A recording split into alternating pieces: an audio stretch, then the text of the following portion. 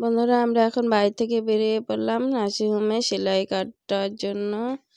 তো আমার অপারেশন হয়েছে, অপারেশনে সেলাই কাটার জন্য আজকে বাড়ি থেকে আমি, দিদি আর আপনাদের দাদা ছেলে বেরিয়ে গেলাম। বেরিয়ে গিয়ে নার্সিংহোমে গেলাম। নার্সিংহোমে গিয়ে প্রথমে সেলাই কেটে চলে এলাম।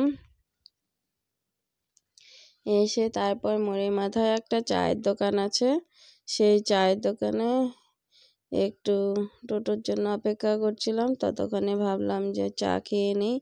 এইখানে মাটির ভাঁড়ে চা দেয়, খাবো না আমরা চা এই দোকানটা। তো দোকানটাতে বলে খুব ভালো চা বানায়, তার জন্য আমরা এই দোকানে চা খেয়ে নিলাম।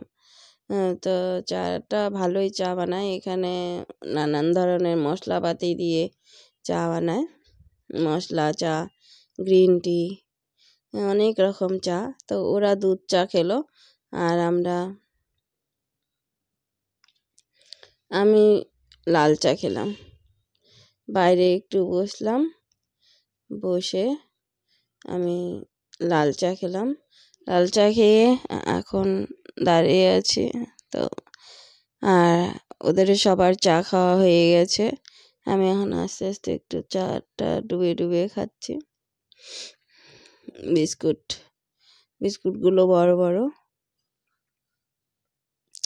সবাই একটা করে বিস্কুট নিয়ে নিয়েছি। তো দেখো এখানে, তো তোমরা যদি কেউ চা খাও ভালো চা, তো এখানে যেতে পারো।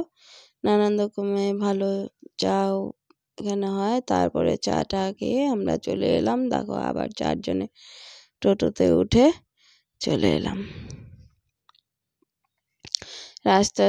রাস্তা দিয়ে আসার সময় দেখলাম নানান রকমের হোলির জন্য, দোল খেলার জন্য নানান রকমের পিচকারি, রং, আবির, কত কিছু রাস্তা দিয়ে। তো দেখার মতো বাচ্চাদের নানান রকমের পিচকারি। তো দেখলাম ভীষণ, আমি তো এবার খেলতে পারবো না, তাই আনন্দ লাগলো খুব, মনে মনে খুব মজা হলো। আমার ছেলেও খেলে নাই, একটু বাড়িতে ওরা নিজেরা একটু খেলেছে। তা আস্তে আস্তে আমরা বাড়ির দিকে চলে এলাম। দেখো এই তো নানান রকমের দোকান, সব রঙেরই।